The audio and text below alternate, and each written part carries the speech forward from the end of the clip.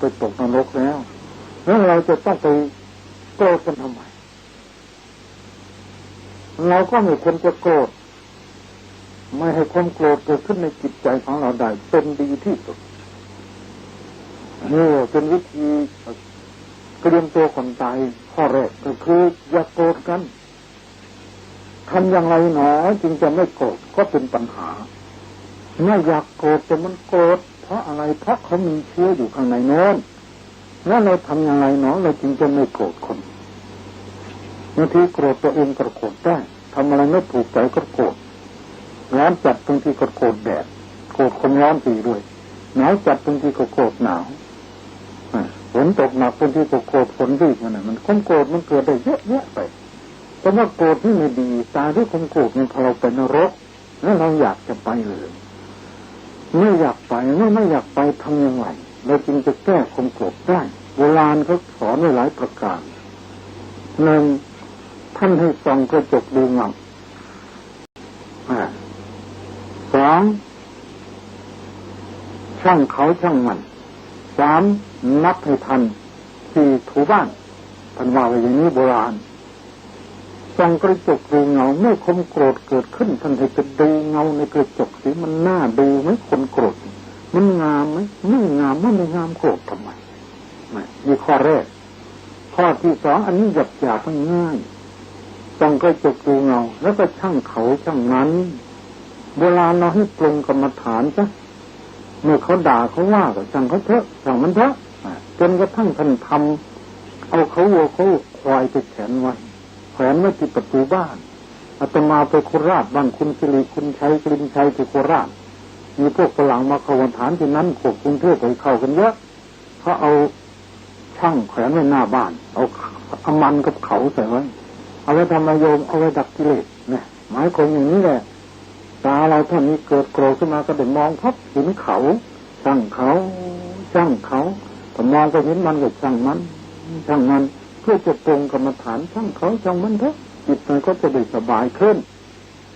อย่างนี้ท่านเรียกว่าตรงย่องง่ายจนมันเห็นโกรธเพราะมันเกิดโกรธขึ้นมาแล้วช่างเขาช่างมัน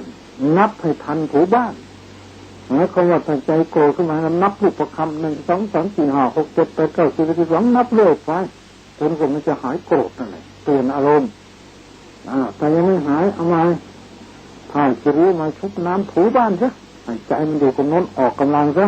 นี่เขาเรียกเปลี่ยนอารมณ์นี่โบราณเราสอนลูกสอนหลานส่องกระจกดูเงาช่างเขาช่างมันนับให้ทันถูบ้านอันนี้มันก็พอแก้ได้บ้างความโกรธนี่มีหลายคนที่ทดลองใช้อย่างนี้มีบางคนโกรธมากพ่อก็โกรธมากลูกจะเป็นกรรมพันธุ์จะไม่ให้เกิดกิเลสตัวนี้พอจะโกรธขึ้นเข้าห้องพระพอจะโกรธขึ้นเกิดชินบัญชรคาถาก็หายได้อันนี้แค่ธรรมดาแต่ในส่วนลึกคนโกรธนี่มันขาดจิตตรงนี้มันมาจากภพก่อนชาติก่อนด้วยโทสัชชาสยตาอัธยาศัยเคยโกรธมาชาติก่อนโน้นแล้วก็อคัมภีรปกติตาเป็นคนตื้นอะไรกระทบนิดก็โกรธเมื่อจะไม่ให้โกรธก็ทำยังไงเราต้องเจริญกรรมฐานแผ่เมตตาการแผ่เมตตาสำนึกถึงตัวของเราอาหังสุขิโตโหมินิทุกโขโหมิอวิโรโหมิขอให้ข้าพเจ้าไม่มีความขอให้ข้าพเจ้ามีความสุขปราศจากความทุกข์ไม่มีภัยไม่มีเวรไม่มีความเบียดเบียนซึ่งกันและกันขอให้มีความสุขและไม่มีความทุกข์กายทุกข์ใจ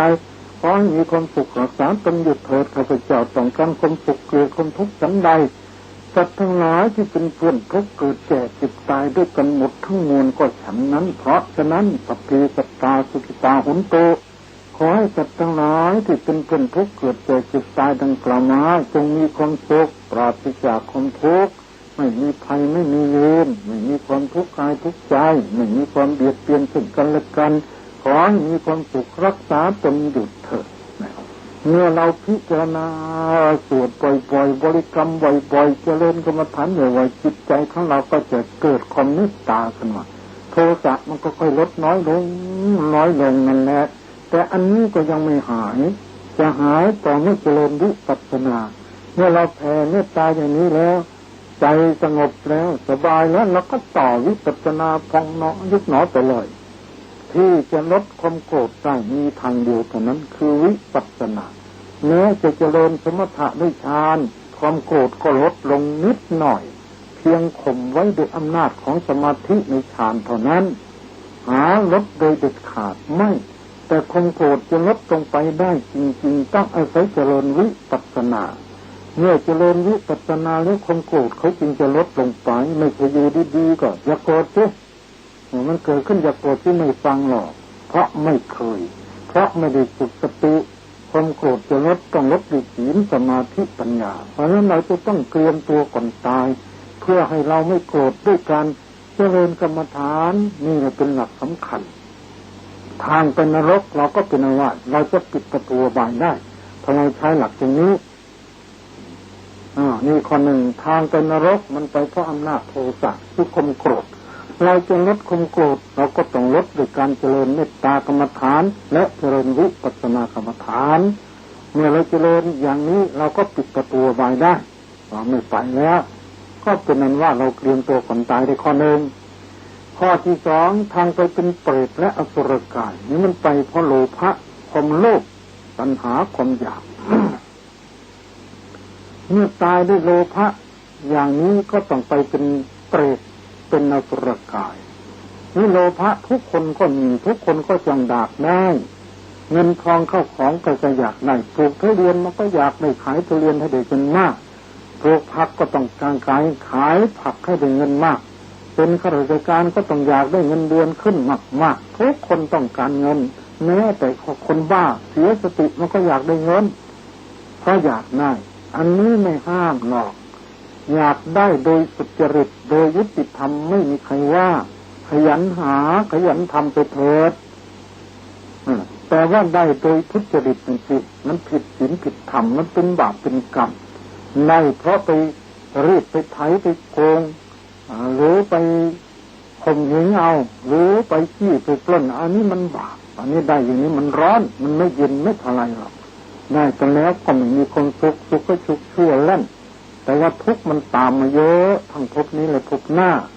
ดังนั้นโลภะตัณหามันมีด้วยกันทุกคนนั่นแหละแต่ว่าดูในขอบเขตที่ว่าไม่ดีนะไม่มีเลยนะมันดีที่สุดที่จะไม่มีเลยก็พระอรหันต์เมื่อเรายังไม่ถึงเราก็มีแต่มีก็ให้มีอยู่ได้โดยธรรมะธรรมิกาธรรมรัตถาลาภเหล่านี้มันได้เพราะธรรมะหมายก็ได้โดยประกอบด้วยธรรมะคือไม่ผิดศีลนั่นเองไม่ได้ไปโกงใครไม่ไปหลอกลวงใครเนี่ยยังมีนะเมื่อวันนี้ยังมีเด็กคนหนึ่งเขามาเล่าให้ฟังมีเพื่อนญาติกันนั่นมันขโมยแหวนทองคำของย่าของยายไปเสร็จแล้วมันเขียนหนังสือเป็นคนอื่นจึงได้กูลเดียวกันที่มีหลานน่ะขอโทษที่เอานั่นไปลายมือของหลานอีกคนหนึ่งที่แท้ตัวคนหนึ่งเอาไปเขาก็ต้องจับหลานเขาไปติดคุกติดตารางซึ่งตัวไม่รู้เรื่องเลยมันไปกับพระเรื่อยคนเนี้ยเลยไปลักขโมยมีศีลมีธรรมดีไปอีกคนหนึ่งไปลักขโมยแหวนทองคำของย่าของอะไรไปแต่มันเขียนหนังสือหลอกมาตำรวจต้องไปจับคนนี้ไปขังในคุกสัก1 คืนเลือดจุงกัดทับแย่มันเล่าให้ตมาฟังแต่ก็นั่งกรรมฐานเนี่ยเพราะเด็กคนนี้ทำกรรมฐานดีอยู่อธิษฐานจิตใจเขาให้จับได้เร็วๆเถอะเขาทุกข์ประมาณเพราะที่สุดตำรวจก็จับได้เลยพ้นมาได้คนเนี้ยจะเป็นแพะรับบาปอะไรจะวางนั้นนะเอาละอันนี้มันนอกเรื่องไปกันในเรื่องคือความโลภเนี่ยตายไปเกิดเป็นเปรตหมายความว่าไม่โลภอยากได้ของเขาของตัวเองอยากได้หาขยันหาอันนี้ไม่บาปได้มากเท่าไรก็เป็นบุญของเราแต่ถ้าไปโกงเขามันบาปถ้าไปหลอกลวงเขามันบาปถ้าไปขโมยเขามันบาปเราก็ไม่เอาซะถ้าได้โดยวิธีนี้เพราะเราจะหลีกเลี่ยงนี่เราจะเตรียมตัวก่อนตายเราจะไปดีนี่เราไม่ต้องการอยากไปเป็นเปรตเราก็ต้องหลีกซะแต่เราอยากไปเป็นเปรตเราก็ไปทำใจได้ตามโลภะของเราได้แต่นี้เราจะไม่ไปเราเตรียมตัวก่อนตายจะไม่ไปนรกเราไม่อยากไปก็บอกแล้วจะไม่ไปเป็นเปรตก็อย่าไปโลภไปโกงของเขาวิธีที่จะไม่โลภไปโกงของเขาน่ะมือเห็นก็ต้องอยากได้แล้วทำไงจึงจะกันได้ก็ต้องเจริญกรรมฐานต้องรักษาศีลต้องมันฟังเทศน์ฟังธรรมมันเจริญกรรมฐาน ให้ใจของเราคุ้นอยู่กับธรรมะแม้เพียงเด็กน้อยถ้าท่านได้อ่านประวัติได้ตั้งข่าวมีเด็กผู้หญิงคนหนึ่งพ่อตายแม่ก็สอนว่าลูกเอ้ยให้เห็นเงินทองของคนอื่นเหมือนเศษกระดาษนะเนี่ยเพียงเท่านี้แหละแม่สอนเท่านี้เขาก็ยังจำไว้มีลูกดีเสร็จแล้วมีผู้หญิงคนหนึ่งก็เบิกเงินมา 35,000 บาทนั่งอยู่ที่ใต้ต้นไม้วัดเบญจาเด็กคนเดียวผู้หญิงคนนั้นรีบไปธุระลืมกระเป๋าเงินไปจนถึงโน้นบ้านปฐีคอนจึงนึกได้ตายหมดละเงินคนอื่นเอาไปแล้วเจ้าซื้อใจชาตินี้คงไม่ได้ไปเมืองนอกแล้วเด็กหญิงคนนั้นนั่งอยู่ไม่เห็นเขามาหิวข้าวแล้วเห็นพี่คนนั้นไปนูหายไปไหนก็เปิดดูกระเป๋ามีแต่เงินใบแดงๆถ้าจะหนีก็กลัวเงินเขาหายถ้าไม่ไปแล้วก็หิวข้าวนางก็เอากระดาษหนังสือพิมพ์ห่อเป็นนามบัตรตามไปจนต้องไปพบผู้หญิงคนนั้นโอ้ยดีอกดีใจเอาเงินให้ 3,000 ก็ไม่เอาให้ 300 ก็ไม่เอา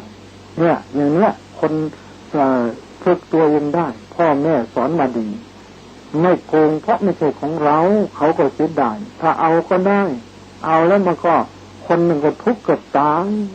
แต่ไปเอาความสุขบนความทุกข์ของคนอื่นไม่ใช่มนุษย์ที่ดีแล้วเพียงเด็กแค่นี้เขายิงสามัญสำนึกเขาได้อย่างนี้กันหาได้ยากเนี่ยถ้าคนใจบุญคนมีศีลมีธรรมอันนี้เขาป้องกันโลภะของเขาได้ทั้งที่เป็นเด็ก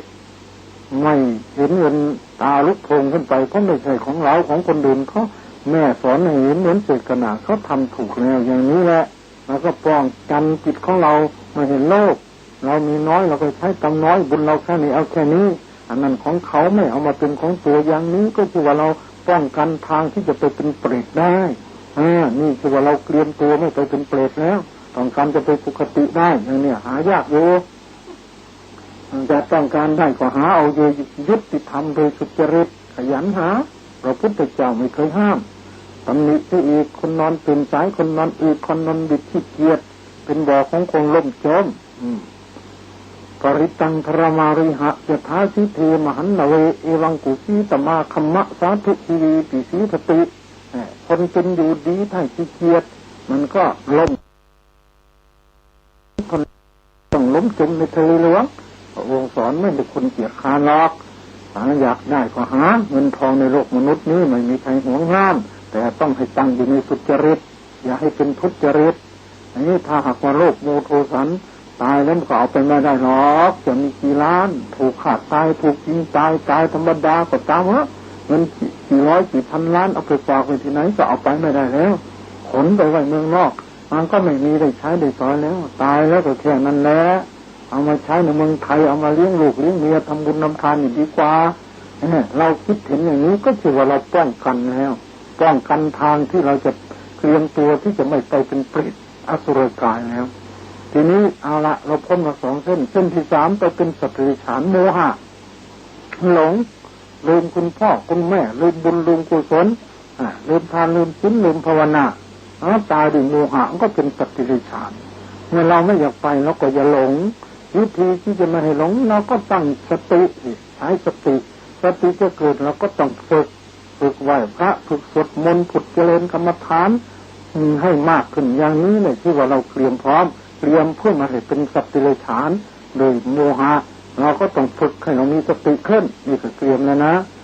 เส้นที่ 3เส้นที่ 4เป็นมนุษย์แปลว่าผู้มีใจสูงคนใจสูงนี่มีใจสูงเอาอะไรเป็นเครื่องวัดก็เอาศีล 5กุศลกรรมบท10ยังไงเราอยากจะไปเกิดเป็นมนุษย์เราก็ต้องเตรียมตัวด้วยอำนาจศีลรักษาศีล 5ให้ดีศีล 5นี่ปานาไม่ฆ่าสัตว์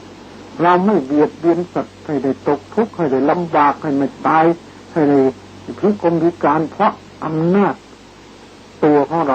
าก็ให้อภัยทานแก่ท่านก็ถือว่าเราไม่ผูกเวรแก่สัตว์ทั้งหลายแล้วเราไม่รักทรัพย์ของเขาหวงเราก็หวงคนเดินมารักของเราเราก็ไม่พอใจชอบใจแล้วเป็นรักของเขาก็เหมือนกันเมื่อเราไม่รักของเขาก็ถือว่าให้อภัยเขาแล้วเราก็ไม่มีภัยมีเวรแล้วไม่มีศัตรูแล้วเราไม่ผิดลูกผิดเมียเขาไงไป ผิดลูกผิดเมียเขาก็เกลียดเขาก็ไม่ชอบแม้เขามาผิดลูกเมียเราก็ไม่ชอบฉันใดฉันนั้นนึกถึงอกเขาอกเราแล้วเราก็เว้นเมื่อเราเว้นแล้วเราไม่ก่อภัยก่อเวรเหล่านั้นมันก็ไม่ตามมาหาเราได้เราไม่พูดปดเราไปหลอกลวงเขาไม่ชอบเขามาหลอกลวงเราก็ไม่ชอบเมื่อเรามีธรรมะในจิตใจอย่างนี้เรางดเว้นเด็ดขาดจากการพูดเท็จหลอกลวงต่างๆถือสัจวาจาไว้ก็เป็นผู้ที่มีสัจจะมีพรพิเศษปากพูดอะไรก็มีคนเคารพผลที่จะเกิดขึ้นเพราะเรามีสัจจะและไม่เคยมีใครมาหลอกลวงเรานี่ก็เพราะเราไม่หลอกลวงเขาเราไม่ดื่มเหล้าสุราทำให้คนเมาทำให้คนประมาททำให้คนเผลอเมื่อผิดศีลข้อนี้อื่นๆก็ผิดทั้งหมดบางคนต้องไปข่มขืนแม่ของตัวเองเพราะเมาเหล้าดังที่ลงหนังสือพิมพ์ก็มีบางคนไปไล่ตีเมียพ่อตากับน้องเมียตัดคอซะคอขาดเลยก็ยังมีใช่ไหมตามหน้าหนังสือพิมพ์นี่เพราะเมาเหล้าเมาเหล้าแล้วก็สารพัดที่ไปทำชั่วได้แต่แม้เป็นทหารเป็นตำรวจเป็นใครไม่เลือกเท่านั้นถ้าเมามาแล้วสามารถจะทำชั่วได้เพราะผิดศีลอย่างนี้เมื่อเรางดเว้นเราก็อยู่ในศีลในธรรมความสุขความสงบก็เกิดขึ้นที่ว่าเราปิดประตูอบายแล้วเราไม่ไปเพราะเรามีศีลที่ว่าเราเป็นคนใจสูงแล้วคือศีล5 ข้อนี่แหละสำคัญที่สุดท่านเรียกว่ามนุษยธรรมธรรมประจำมนุษย์และบางแห่งท่านเรียกว่าอริยธรรมอริยธรรมเมธิโตนโรนรชนตั้งอยู่ในอริยธรรมท่านแก้ไว้ในศีล5เป็นอริยธรรมธรรมะที่ห่างไกลจากข้าศึกจากภัยจากเวรทั้งหลายธรรมะของพระอริยเจ้าพระอริยเจ้าท่านชอบใจธรรมะข้อนี้และบางทีท่านเรียกว่ากุรุธรรมธรรมะเป็นประดุจหนึ่งวัดทองคำกุรุท่านแปลว่าทองคำนี่ดังนั้นคนที่มีศีล5จริงชื่อว่าเป็นมนุษย์แปลว่าผู้มีใจสูงกุศลกรรมบท10กายกรรม3วจีกรรม4มโนกรรม3นี้ก็เป็นกุศลกรรมบทก็เป็นกุศลกรรมบท10ผู้ที่มีกุศลกรรมบท10อย่างนี้ชื่อว่าเป็นผู้มีใจสูงนี่แหละคือว่าเราเตรียมตัวเพื่อความเป็นมนุษย์แล้วเอาละถ้าอยากจะไปเกิดสวรรค์ล่ะทำยังไงเตรียมตัวเป็นเทวดานี่เราเตรียมตัวก่อนตายแล้วจะได้ไปเกิดเป็นเทวดาเราก็ต้องมีหิริละอายบาปมีอุตตปะกลัวบาปก็คือตั้งอยู่ในศีล5อีกนั้นแหละตั้งอยู่ในศีล5ก็มันไหว้พระมันสวดมนต์มีเรโอตตปสัมปันนาธรรมะสุขะสมาหิตาเทวธรรมาติวุจเรคนที่มีหิริคือความละอายบาปอุตตปะความสะดุ้งกลัวต่อผลแห่งบาปเป็นผู้มีธรรมะอันขาวเป็นคนสะอาดกายสะอาดวาจาคนอย่างนี้ท่านเรียกว่าเป็นผู้มีธรรมะที่จะทำให้เป็นเทวดาคนที่มีศรัทธาคนที่มีหิริคนที่มีศีลอย่างนี้เป็นคุณธรรมที่ทำให้เป็นเทวดาตายก็ต้องไปเกิดเป็นเทวดาได้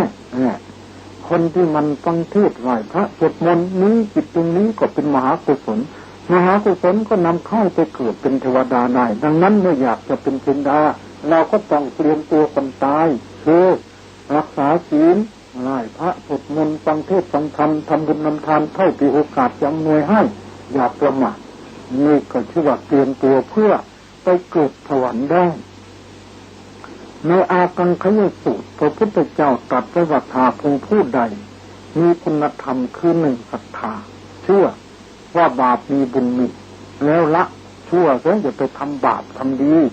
2ศีลรักษากายวาจาไว้คือศีล5 3สุตตะมันฟังเทศน์ฟังธรรม4จาคะเสียสละสิ่งที่ควรเสียสละทำบุญทำกุศลตามโอกาสทั้งควร5ปัญญารู้จักทางจิตสายละทั้งชั่วดำเนินชีวิตไปในทางดีเสียอย่างนี้ชื่อว่าเป็นผู้เตรียมตัวก่อนตายพร้อมแล้วที่จะไปเกิดในภพหน้าชาติหน้ามีหวังที่จะต้องไปเกิดสวรรค์ได้ดูนางปฏิปูสิกาเขาตายจากสวรรค์ลงมาเกิดเป็นมนุษย์มีลูกมีผัวแล้ว 4-5 คนแต่นางไม่ประมาททำบุญปรารถนาขอให้ไปเกิดในสวรรค์ชั้นดาวดึงส์กับสามีอยู่โน่นทำบุญที่ไรก็ปรารถนาดังๆให้คนได้ยินด้วยจนกระทั่งเขาตั้งชื่อนางว่านางปฏิปูสิกาเพราะว่านางบูชาผัวปฏิแปลว่าผัวปูสิกาเพื่อผู้บูชาผู้หญิงคนนี้ชื่อว่านางบูชาผัวเพราะทำบุญทีไร ปรารถนาผัวบนสวรรค์โน้นผัวเมืองมนุษย์มีลูกเลยกันไม่ปรารถนาเพราะอยากจะไปเกิดสวรรค์พอบุญเป็นจุติทัพปฏิสนธิเกิดในสวรรค์เลยเนี่ยอย่างนี้แหละมีหวังได้ในอากังขยสูตรถ้าผู้ใดประสงค์ที่จะไปเกิดสวรรค์ก็ทำบุญอย่างนี้ศรัทธาศีลสุตตะจาคะมีปัญญาสมาสมาธิไหว้พระสวดมนต์บ่อยๆทำบุญบ่อยๆไปได้แน่ 100%แน่นี่อยากจะเตรียมตัวไปสวรรค์นะอยากจะไปพรหมโลกก็ต้องเจริญสมถะอยากจะไปนิพพานก็เจริญวิปัสสนาอันนี้เตรียมตัวก่อนตายแล้วจะไปทางไหนอย่าไปนรกนะโยมนะไม่อยากไปอย่าไปตีตัวถ้าไปตีตัวไม่อยากไปนรกไปโกรธทุกวันไปนะโยมนะเหมือนตีตัวขึ้นเครื่องบินตีตัวขึ้นรถยนต์ตีตัวขึ้นรถไฟก็แล้วนะห้ามไม่ได้นะไม่อยากไปก็ต้องไปเพราะซื้อตั๋วเขาแล้วเพราะฉะนั้นอย่าไปตีตัวไม่อยากไปเปรตอสุรกายอย่าโลภอย่าไปโกงของคนเดินเขาเมื่อไม่อยากเป็นสัตว์เดรัจฉานก็อย่าหลงรู้จักคุณพ่อคุณแม่คุณพุทธธรรมประสงค์เมื่ออยากไปเป็นมนุษย์ก็รักษาศีล 5เมื่ออยากไปเกิดสวรรค์ก็มันไหว้พระสวดมนต์เมื่ออยากจะไปเกิดพรหมโลกก็มันเจริญสมถะเมื่ออยากจะไปนิพพานก็มันเจริญนิพพานนี้คือเตรียมตัวก่อนตายโดยย่อๆเอาเท่านี้ก่อนแต่ยังไม่จบนะยังมีอีกกันหนึ่งกันนี้ยุติเพียงเท่านี้ในที่สุดนี้โดยอำนาจคุณพระศรีรัตนตรัยอธิไสยบุญเกียรติขอท่านผู้ใจบุญทั้งหลายจงอยู่เย็นเป็นสุขแล้วก็เตรียมตัวก่อนตายไปพร้อมเตรียมสร้างทางชอบไว้วังกุศลตัวสุขส่งสมผลเพิ่มให้ก่อนจะมฤตจะดูดลผลิตพิจนาตายพลาดจากโลกได้ปฏิดาวเดินกระเซิงพระผู้ทรงฤทธิ์รู้หนทางวิธีสงบคือจิตวางยึดมั่นดับขันธ์กิเลสจางจากจิตดับสังขารดับสิ้นสุขแท้ทางธรรมขอยุติไว้ด้วยเวลาเพียงเท่านี้ท่านสาธุชนผู้ใจบุญทั้งหลายรายการวันนี้จะได้บรรยายถึงเรื่องเตรียมตัวก่อนตายเป็นกันที่2สืบต่อจากวันก่อนโน้นทุกคนต้องตายแน่เมื่อตายแล้วเราจะไปไหนเราก็เกิดอีกถ้ากิเลสยังมีอยู่เกิดแล้วจะไปเกิดที่ไหนภพภูมิที่เราจะไปเกิดบอกไว้แล้วว่ามี31ภูมิด้วยกันอบายภูมิ4นรกเปรตอสุรกายสัตว์เดรัจฉานเราก็มีสิทธิที่จะไปได้เพราะไปนรกไปเพราะอำนาจโทสะคือความโกรธถ้าเรายังมีความโกรธอยู่มันต้องไปได้แน่ถ้าตายด้วยความโกรธต้องไปนรกได้ทีนี้ไปเป็นเปรตในโดยโลภะคือความโลภหรือตัวตัณหาเมื่อตัณหาคือความโลภของเรามีอยู่เราก็ต้องมีสิทธิ์ที่จะไปได้ไปเป็นอสุรกายโตกับเปรตก็ไปด้วยอำนาจโลภะเหมือนกันไปเป็นสัตว์เดรัจฉานไปด้วยอำนาจโมหะเมื่อโมหะคือความหลงของเรามีอยู่มันหลงวัตถุจนหลงเสื้อหลงผ้ายกตัวอย่าง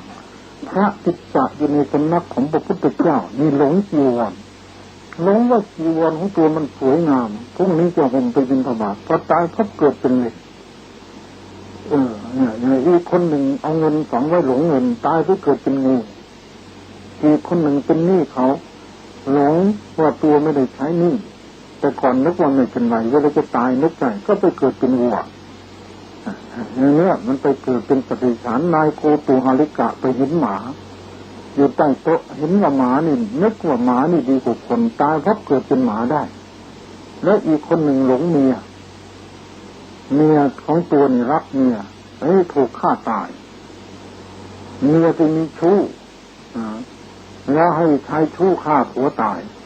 ผัวก็ไม่รู้ในความรักเมียอยู่ตายปุ๊บเกิดเป็นงูเหลือมอยู่ในบ้านนั่นเลย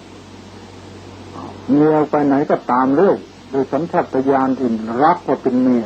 มันยังตามไปอยู่เป็นงูมันก็ยังตามอยู่คนนี้ถูกให้ฆ่าตายจากงูเหลือมก็เกิดเป็นหมาเมียไปไหนก็ตามสัญชาตญาณที่รักว่าเป็นเมียฆ่าหมาตัวนั้นอีกเกิดเป็นวัวตัวนี้ตามผู้หญิงคนนั้นในฐานะที่เป็นเมียดูสิงูจากคนมาเป็นงูเหลือมจากงูเหลือมมาเป็นหมาจากหมามาเป็นวัวเสร็จแล้วฆ่าวัวอีกเกิดเป็นคนเลยทีในท้องผู้หญิงคนนั้นเนี่ยความรักเมียเห็นไหมเป็นคนเลย ในท้องผู้หญิงคนนั้นเพราะผู้หญิงคนนี้ไปได้ชู้เอาน้องชายของผัวนั่นแหละเป็นชู้ผลที่สุดพอคลอดออกมาแล้วถูกตัวไม่ได้ร้องไห้ระลึกชาติได้ว่าตัวนี่เมียเนี่ยหรือแม่เนี่ยไม่ใช่แม่เป็นอริเป็นศัตรูฆ่าเขาตายมาเป็นผัวเป็นคนก็ฆ่าเป็นงูก็ฆ่าเป็นม้าก็ฆ่าเป็นวัวก็ฆ่าเลยถูกต้องไม่ได้เลยร้องไห้หน่อยตกลงก็คนอื่นมาเลี้ยงย่าหรือยายเลี้ยงพอโตแล้วปู่หรือตานี่มาถามว่าทำไมจึงไม่ให้แม่ถูกเขาบอกไม่ใช่แม่เล่าประวัติมาถูกหมดเลยสงสารก็พากันไปออกบวชเจริญวิปัสสนาจนเป็นพระอรหันต์นี่แหละท่านทั้งหลายให้ด้วยความห่วงโลภะคือความห่วงมันก็เกิดเป็นเปรตได้ตัวอย่างมีผู้หญิงคนหนึ่งห่วงหลานพอตายปุ๊บเกิดเป็นเปรตเขาส่งไปที่บ้านเขานิมนต์พระไปฉันเพลพอพระฉันเพลเสร็จเดินผ่านปรมะจะไปวัดเสียงตะโกนเรียกพระคุณเจ้าหยุดก่อนเสียงใครนั่นน่ะดิฉันเจ้าค่ะโยมเป็นใครบอกชื่อคนตายถูกให้ทำไปเกิดเป็นเปรตทำไมเป็นเปรตห่วงหลานนี่ตัวอย่างเขามีอย่างนี้นะมีอยู่เยอะเลยนี่ยกมาย่อๆว่าตายด้วยโลภะมันไปเกิดเป็นเปรตตายด้วยโทสะไปตกนรกเป็นพระเทวทัตโกรธพระพุทธเจ้าตกนรกทั้งเป็นถูกแผ่นดินถูกเลยนั่นแหละพระเจ้าพุทธคามินีไปแย่งเอาบาตรพระปฏิกมาน่ะมาพระมาผลที่สุดก็ถูกแผ่นดินถูกเหมือนกันนายโคฆ่าวัวฆ่าควายหรือนายกินพระสุกริฆ่าหมูเอานั้นเอามือไปปาดลิ้นวัวเอามือล่วงเข้าไปในปากดึงลิ้นวัวมาเฉือนเอาผลที่สุดพอไปปิ้งกำลังจะกินข้าวลิ้นตกออกมาเลยปัจจุบันทันด่วนตายจะตกนรกอย่างเนี้ยตายด้วยอำนาจคนชั่วไปอย่างนี้นะดังนั้นเราต้องเตรียมตัวก่อนตายไปพร้อมทีเนี่ยเมื่อเราไม่อยากเป็นนรกเราก็อย่าโกรธเตรียมตัวไว้หาวิธีไว้มาให้ความโกรธเขาเกิดขึ้นโกรธก็ต้องลดลงไปเราไม่อยากไปเป็นเปรตอสุรกายก็อย่าให้ความโลภมันครอบงำเราไม่อยากไปเป็นปฏิฆานก็อย่าให้ความหลงครอบงำเราอยากไปเกิดเป็นมนุษย์เราก็ต้องรักษาศีลถือกุศลกรรมบทให้ดีเราอยากจะไปเกิดสวรรค์ก็มันทำบุญทำกุศลไหว้พระสวดมนต์เราอยากจะไปเกิดพรหมโลกก็มันเจริญสมถะเราอยากจะไปนิพพานก็มันเจริญวิปัสสนาอันนี้ย่อๆสรุปที่กล่าวมาในวันนี้อีกคำนี้ต่อไปเราเตรียมตัวก่อนตายเตรียมตัวก่อนตายญาติโยมผู้ใจบุญทั้งหลายทุกคนเกิดมานี่แน่นอนแล้วตายแน่ไม่มีใครเหลือเลยอันบุคคลเราทุกคนจะเดินทางไปใกล้หรือไปไกลก็ต้องเตรียมตัวด้วยกันทุกคนแม้ถึงจะอยู่กับบ้านไม่ได้เดินทางไปไหนมาไหนก็ต้องเตรียมตัวทั้งนั้นเช่นเตรียมอาหารประจำวันเตรียมเสื้อผ้าเตรียมเงินทองเตรียมยูกยาเป็นต้นก่อนที่เราจะตายจากโลกนี้ไปสู่โลกหน้านั้นเป็นการสมควรอย่างยิ่งที่จะต้องเตรียมตัวให้มากและให้ดีที่สุดเท่าที่จะดีได้เพราะเวลาจะตายเราไม่มีโอกาสจะขอผ่อนผันกับพญามัจจุราชเลยและตายไปแล้วจะมาขอแก้ตัวก็ไม่ได้เราจะขอให้คอยสัก 2-3 นาทีเพื่อลาพ่อแม่หรือเพื่อเตรียมตัวเขาก็ไม่ให้โอกาสแก่เราเป็นแน่ๆดังนั้นเราจึงต้องเตรียมตัวก่อนตายไว้พร้อมเสมอมาเมื่อไรก็ไปเมื่อนั้นและก็ไปอย่างยิ้มแย้มแจ่มใสด้วยไม่ต้องกลัวแล้วพร้อมที่จะเดินทางเนี่ยการเตรียมตัวก่อนตายนั้นเราต้องรู้ทางเดินแห่งชีวิตซะก่อนว่าชีวิตของคนเราในโลกนี้เมื่อแตกตายทำลายขันธ์แล้วมีทางเดินอยู่กี่เส้นเราจะไปเส้นไหนกันแน่ทางไปนิพพานสายนี้ไปพระเจริญสติปัฏฐาน 4หรือเจริญวิปัสสนากรรมฐานดังบาลีว่าเยเนวะยันตินิพพานังพุทธาติสัญจสาวกาเอกายเนนะมัคคินะสติปัฏฐานสัญญินาพระพุทธเจ้าและเหล่าพระสาวกไปสู่พระนิพพานด้วยทางสายใด ทางสายนั้นอันเป็นทางสายนักปราชญ์ราชบัณฑิตรู้ทั่วถึงกันแล้วว่าได้แก่สติปัฏฐานสี่เป็นหนทางเดียวเท่านั้นที่จะนำสรรพสัตว์ไปสู่พระนิพพานพ้นจากกิเลสในกองทุกข์ในสายสูงที่สุดสายยอดเลยเราจะไปสายนี้ไหมถ้าอยากไปสายนี้ไม่ต้องอยากมาเกิดมาแก่มาเจ็บมาตายก็ต้องเดินสายนี้แต่ถ้ายังอยากเกิดอยากแก่อยากเจ็บอยากตายอยู่ก็เดินสายอื่นนะสายนี้เป็นยอดของทางเอายอดมาว่าก่อนเลยทีนี้สายที่สองเอาละโยมไม่อยากไปแต่น่าอยากไปแล้วเราจะทำอะไรเราก็ต้องมือทำลงมือปฏิบัติเลยปฏิบัติที่ไหนไปถึงที่อาจารย์สอนที่ไหนมีไปเถอะมันไม่มีเราก็ต้องหาเพราะพระพุทธเจ้าท่านบอกไว้ชัดแล้วนี่หนทางปณิพพานคือเจริญสติปัฏฐานสี่เราก็หาแล้วเราก็เจริญแต่เราอยากจะไปสายนี้ชาตินี้เราไปไม่ได้ยังจะเป็นปัจจัยชาติต่อไปนะท่านกล่าวไว้ว่าเราเจริญในปฐมวัยตั้งแต่อายุ10 ปี7 ขวบถึง25 ปีนี่เขาเรียกปฐมวัยเราก็เจริญไปเท่าที่เราสามารถในวันละเล็กละน้อยแต่ยังไม่ได้มรรคผลนิพพานเราก็ไปเจริญต่ออีกมัชฌิมวัยตั้งแต่26 ถึง 50 ปีถ้ายังไม่ได้เจริญต่ออีกตั้งแต่51 ถึง 75 ปีถ้ายังไม่ได้เจริญอีกจนตายท่านกล่าวว่าเวลาตายอาจจะได้ถ้ายังไม่ได้จะต้องไปเกิดสวรรค์แล้วทำต่อบนสวรรค์หน่อยถ้ายังไม่ได้บนสวรรค์จะต้องเกิดทันศาสนาพระพุทธเจ้าองค์ใดองค์หนึ่งแล้วสำเร็จมรรคผลนิพพานเร็วที่สุดเช่นพาหิยะพารุจิริยะสองภพผลนิพพานเลยเนี่ยเพราะท่านต้องเตรียมไว้อย่างนี้เป็นปัจจัยภพชาติต่อไปอย่างนี้ถ้าเราไม่เตรียมเลยหันหลังให้ธรรมะด้วยมันก็ยิ่งห่างไปห่างไปนั่นแหละเราจะถือว่าเราเกิดมาชาตินี้บุญวาสนาไม่ถึงหรอกไปคิดอย่างนี้เป็นความคิดผิดเกิดเป็นคนนี่ถึงแล้วหรืออย่างเดียวจะเอาหรือไม่เอาเท่านั้นถ้าเราตีตนออกห่างจากการปฏิบัติธรรมะมันก็ห่างเรื่อยไปไม่มีทางที่จะรู้ตัวอย่างง่ายๆเหมือนเราไปฟังพระสวดในงานศพท่านก็สวดทำนองสวดอภิธรรมเราก็ไม่รู้เรื่องแล้วก็ไม่สนใจฟังเลยแล้วเมื่อไรหนอเราจึงจะรู้กี่ปีกี่ชาติจึงจะรู้ไม่มีทางแล้วถ้าเราฟังไม่รู้เราต้องตั้งปัญหาถามเพราะอะไรจึงฟังไม่รู้ทำอย่างไรเราจึงจะรู้หนังสือมีไหมท่านว่าเรื่องอะไรเมื่อเราสนใจมันก็รู้เท่านั้นเลยเรียกว่าสัตธรรมะสัมมุขตาหันหน้าเข้าไปหาพระสัทธรรมก็รู้ได้ถ้าสัตธรรมะวิมุขตาหันหลังไม่บวนหน้าออกนี้ไม่มีทางที่จะรู้ได้ดังนั้นถ้าเราอยากจะไปนิพพานเราก็ต้องพยายามเดินทางที่สมเด็จพ่อเดินแล้วถ้าเราไม่เดินเราก็มีหวังที่จะไปได้ก็ห่างไกลไปทุกทีทีนี้ทางที่จะไปพรหมโลกนี่สายนี้ถ้าเราอยากจะไปพรหมโลกนี่มันมีถึง26 ชั้นพรหมโลกนี่นะเราอยากจะไปสายนี้เราก็เดินสายนี้ได้ ถ้าเราอยากจะไปนะเราไม่อยากไปก็ไม่เป็นไรถ้าเราอยากจะไปเราก็จะเดินทางสายที่จะไปพรหมโลกนี้เมื่อเราเดินสายนี้เราก็อาจจะไปได้พรหมโลกมันมีถึง20 ชั้นพรหมปริสัทธาพรหมปุโรหิตามหาพรหมานี่พรหมปริสัทพรหมปุโรหิตมหาพรหม3แล้ว4ปริตาภา5อัปปมานาภา6อาภัสรา7ปริตาสุภา8อัปปมานาสุภา9สุภทินนา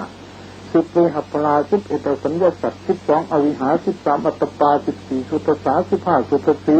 16อกนิทาคามีนี่แหละพรหมโลก16 ชั้นท่านเรียกว่ารูปพรหม16 ชั้นนี้ก็เป็นพรหมโลกทีนี้อรูปพรหมอีก4นี้ก็เป็นพรหมโลกอากาสานัญจายตนะวิญญาณัญจายตนะอาจินจัญญายตนะเนวสัญญาณสัญญายตนะนี่เป็น26เป็น4รวมกันเป็น16ก็เป็น20เอาเทวดา6มาบวกเป็น26เรียกว่าเทวโลก26 ชั้นหมายถึงที่อยู่ของเทวดาอีกที่อยู่ของพ พรหมมีรูปที่อยู่ของพรหมไม่มีรูปอีกรวมกันนี่แหละถ้าเราอยากจะไปสายไหนจะไปพรหมโลก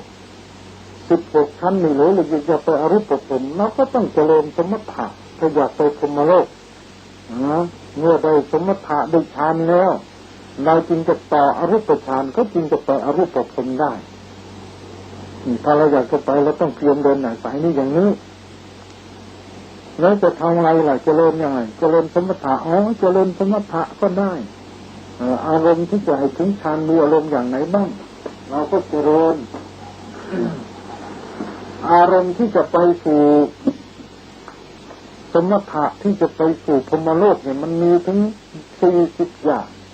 เราจะเอาอย่างไหนล่ะกสิณจิตเพ่งดินเพ่งน้ำเพ่งไฟเพ่งลมก็ได้สู่อาสุภะจิตจะเอาสาบศพที่ตายวัน1-2 วันก็ได้จะเอาอนุสติจิตก็ได้จะเอาพรหมหาร4ก็ได้จะเอาอรูปกรรมฐานก็แล้วแต่เราจะเอาอย่างไหนถ้าเราอยากจะไปเราก็สนใจหากรรมฐานเราจะเจริญตีโทกสิณก็ได้เอาโทวิกสิณเอาดินมาเป็นอารมณ์ภาวนาแบบปโตวีก็ได้แล้วแต่เราต้องการสมมติปโตวีกสิณเราอยากจะเพ่งกสิณนะอยากจะไปก็ให้เอาไม้4 อันผูกเป็น4 มุมผูกให้แน่นแล้วเอาผ้าหรือแผ่นหนังหรือเสื่อลำแพนขึงลงไป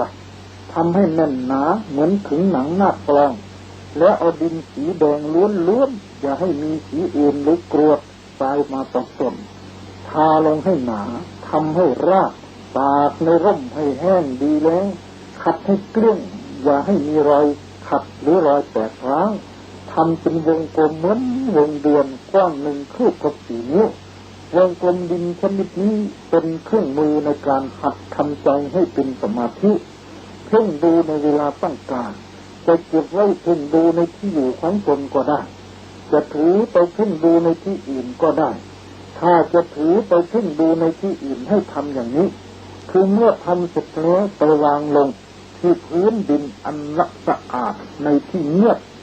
ห่างกับที่ตนนั่ง2 ศอกคืบแล้วนั่งบนตังอันมีเท้าสูง1 คืบกับ4 นิ้วเมื่อนั่งดีแล้วให้หลับตาพิจารณาโทษของกรรมคุณพิจารณาคุณของการออกจากกรรมคุณพอสมควรแล้วให้ค่อยๆลืมตาขึ้นจ้องดูวงกลมนั้นดินวงกลมดินนั้นและให้หลับตาอีกในขณะที่หลับตานั้นให้นึกในใจว่าดินสักครู่แล้วลืมตาดูอีกดูแล้วหลับตานึกอย่างนั้นอีกทำอยู่อย่างนี้หลายครั้งจนรูปวงกลมนั้นปรากฏในตาเราเหมือนกับมองดูด้วยตาจริงๆแล้วให้เลิกกลับไปอยู่ที่อยู่เดิมส่วนวงกลมดินนั้นไม่ต้องเอากลับไปเมื่อไปถึงที่อยู่แล้วให้นั่งหลับตานึกดูเหมือนอย่างนั้นอีกถ้าไม่ปรากฏเห็นเหมือนก่อนให้กลับไปดูอีกถ้าปรากฏเห็นก็ให้นั่งหลับตานึกว่าดินอย่างนี้เรื่อยไปเพราะเมื่อทำอย่างนี้กิเลสก็สงบไปใจก็จะมั่นขึ้นโดยลำดับจนเป็นอุปจารสมาธิวงกลมดินจะเห็นติดตาวงกลมดินที่เห็นติดตานั้นเรียกว่าอุคหานิมิตตัววันนิมิตติดตาเมื่อมีนิมิตติดตาอย่างนี้และอย่างที่ว่านี้แล้วย่อมมีนิมิตอีกชนิดหนึ่งปรากฏนิมิตชนิดนี้เรียกว่าปฏิภาคนิมิตตัววันนิมิตเทียบเคียงนิมิตเทียบเคียงนี้เป็นนิมิตเทียบกับวงกลมนั้นเองเป็นแต่ปรากฏเห็นดีขึ้นกว่าวงกลมนั้นมากนักมีอาการผ่องใสเหมือนกระจกและสังที่เขาขัดใหม่เหมือนดวงจันทร์ที่พ้นปีกเมฆเมื่อมีปฏิภาคนิมิตเกิดขึ้นแล้วนิวรณ์และกิเลสทั้งหลายในใจของคนนั้นย่อมสงบไปใจของคนนั้นย่อมตั้งมั่นอยู่ด้วยอุปจารสมาธิจะเลื่อนขึ้นไปสู่อัปปนาสมาธิโดยลำดับอันนับว่าปฐมฌานซึ่งมีองค์5คือวิตกวิจารปีติสุขเอกคตานี่ยกตัวอย่างวิธีที่จะให้ได้ฌานแล้วตายก็จะเกิดพรหมโลกยกมาเขาเป็นตัวอย่างสักข้อเดียวตรงนี้ก็พอแล้ว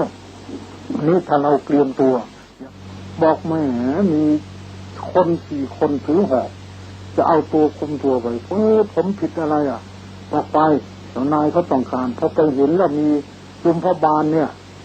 ใส่เสื้อใส่กางเกงแดงใส่หมวกมีเขาพอดูแล้วนี่ไม่ใช่คนนี้มาผิดเอามาผิดแล้วเนี่ยมันชื่อเหมือนกันชื่อวันชัยแต่นามสกุลต่างกันนั้นนั้นพาเขาไปดูนรกสิก็ไปดูเมื่อผู้หญิงที่ประพฤติผิดกามมีชู้มันเขาให้ขึ้นเป็นนิ้วเป็นยังไงเสร็จแล้วเขาจับลงนรกโน่นจับลงไปอีกหม้อน้ำทางโน้นอีกเสร็จแล้วพอร้องบอกจะไม่ทำอีกแล้วให้ช่วยด้วยพอมือจะถึงกันดึงกระชากกันมาอีกก่อนนั้นโอ้ยเห็นชัดกลัวไม่เอาแล้วชาตินี้ไม่ยอมทำชั่วแล้วนี่เล่าให้ตมาฟังเมื่อไม่นานมานี้นะไปเห็นหมดเลยเขาไปดูหมดแล้วอะไรๆที่เราทำไปมีหมดของอยู่ของกินที่เราทำไปมีผู้หญิงคนหนึ่งได้ใส่บาตรมีแต่ปลาทูปลาทูเค็มมีแต่ปลาปูเค็มพอไปนู่นปูเค็มคลองพนนทนทุกเลยอาหารก็ทำไม่ก็ได้บางคนทำบุญไม่ได้ถวายน้ำไปนู่นมีแต่กับข้าวไม่มีน้ำก็มีมันเป็นอย่างนั้นนะเพราะฉะนั้นบุญกุศลมันมีนะใครทำนังไรได้อย่างนั้นแล้วอีกคนหนึ่งก็สลบไปเหมือนกันจนเขาแทงตายแล้วแทงว่าตายแน่แล้วที่แท้เดี๋ยวนี้ก็ยังอยู่ที่สมบูรณ์อันนี้ท่านทั้งหลายชีวิตคนมันเป็นอย่างนี้เราอยากจะไปทางไหนนะอยากจะไปสวรรค์ก็เตรียมไหว้พระสวดมนต์ทีนี้ถ้าอยากจะเป็นมนุษย์ก็ต้องรักษาศีลเจริญกรรมศีล 5ไม่ฆ่าสัตว์ไม่ลักทรัพย์แต่แล้วกุศลบท10ก็ไม่ฆ่าสัตว์ไม่ลักทรัพย์ไม่พูดประเวณีก็คือศีล 5ไม่พูดเท็จไม่พูดคำหยาบไม่พูดส่อเสียดไม่พูดเพ้อเจ้อทางใจก็ไม่โลภอยากได้ของเขาไม่พยาบาทปองร้ายเขาไม่เห็นผิดจากคำนองของธรรมนี้แหละกุศลก็บท10ถ้าเราอยากจะเป็นมนุษย์ที่ดีเราก็ต้องรักษาศีล 5กุศลบท10อย่างนี้เราก็เตรียมแล้วทีนี้การต่อไปไปเป็นสัตว์เดรัจฉานไปเป็นเปรตอสุรกายเป็นตกนรกจะไปเลยเมื่อเรารู้แผนที่เช่นนี้แล้วก็สามารถตรวจดูได้แล้วว่าเราจะต้องเดินทางไปไหนถ้าอยากไปนรกเปรตอสุรกายสัตว์เดรัจฉานก็ให้เตรียมสร้างโลภะโทสะโมหะให้มากๆถ้าอยากจะไปเกิดเป็นคนก็จงรักษาศีล 5ศีล 8กุศลก็บริสุทธิ์ให้ดีถ้าอยากจะไปเกิดสวรรค์ก็จงหมั่นทำบุญสร้างความดีให้มากๆถ้าต้องการไปเกิดพรหมโลกก็จงเจริญสมถะกรรมฐานให้ได้ฌานถ้าต้องการไปสู่นิพพานก็จงรีบเจริญวิปัสสนากรรมฐานอย่าประมาทนี่คือเตรียมตัวก่อนตายนะเราจะเตรียมทางไหนเล่าตายแน่ทุกคนไม่ต้องห่วงอันคนตายเนี่ยไม่ยกเว้นใครๆตายแน่อย่าสงสัยอย่าเศร้าอันสังขารเกิดขึ้นแล้วแตกดับเพราะว่าสังขารนับอย่างหม้อมีเกิดแก่ตายยับตลอดทั่วกันนามีไปเหลือล่อเพิ่มพื้นพระสุธาเนี่ยมันตายแน่ยศในลาภผาบไปไม่ได้แน่เว้นเสียแต่ต้นทุนบุญกุศลทิ้งสมบัติทั้งหลายให้ปวงชนร่างของตนเขายังเอาไปเผาไฟ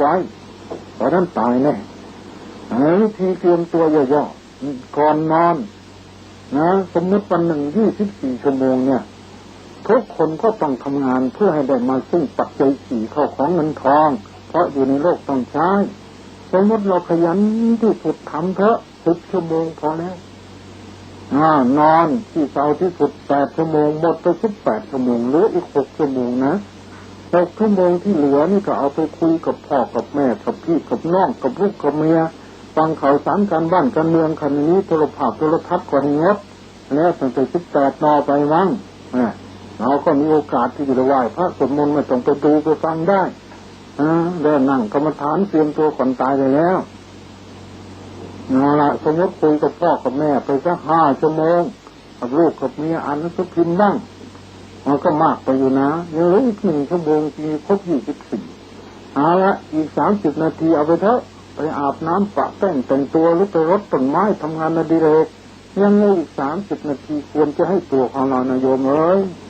30 นาทีให้ตัวไม่ได้นี่ไม่รักตัวหรอคนเรานี่นะเอาละสมมติท่านให้ได้ก่อนนอน30 นาทีโผล่ทวนยังไม่ได้เริ่มตั้งแต่5 นาทีนะ1ให้ท่านไหว้พระก่อนนอนสวดมนต์ก่อนนอนทุกวัน 2. ไหว้พระสวดมนต์เสร็จแล้วให้ระลึกถึงบุญกุศลที่ตนได้ทำไว้ตั้งแต่เล็กจนโตเท่าที่จำได้ทุกวันว่าท่านเคยทำบุญอะไรไว้จนพระเจ้าทุกราคามีเนียภัยท่านบันทึกไว้หมดเวลาจะตายจนจะตายท่านเอามาอ่านให้ฟังอ่านแล้วปลื้มใจ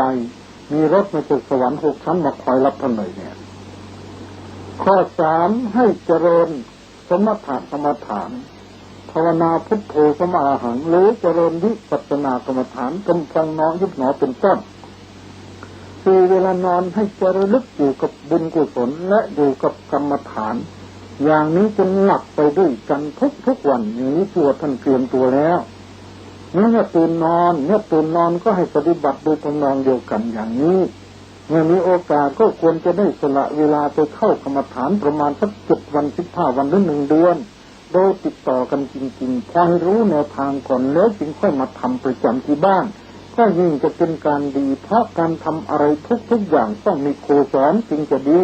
เช่นตามโรงเรียนต่างๆก็มีหนังสือพิมพ์ไว้สำหรับขายให้นักเรียนซื้อไปอ่านไปเรียนถึงอย่างนั้นก็ต้องทิ้งครูสอนไม่ได้ทำกรรมฐานก็เช่นเดียวกันจะต้องมีครูสอนจึงจะได้ผลดีโบราณท่านสอนว่าสิทธิ์รู้ไม่เท่าชำนาญสิทธิ์ชำนาญไม่เท่าตาเห็นสิทธิ์ตาเห็นก็ไม่เท่ามือคำสิทธิ์โลกเคยก็ไม่เท่าปากตาเป็นความจริงนะและท่านยังสอนให้เตรียมตัวขนตายไว้อีกว่าเตรียมตัวขนตายเตรียมสร้างทางเข้าไว้หวังกุศลตัวสุขส่งสมผลพรมให้ก่อนแต่มฤตดูดลปฏิเทียบเจ้านาตายภาคจากโลกได้ปฏิดาวแดนเข้าเชิงนี่แสดงถึงว่าไม่ให้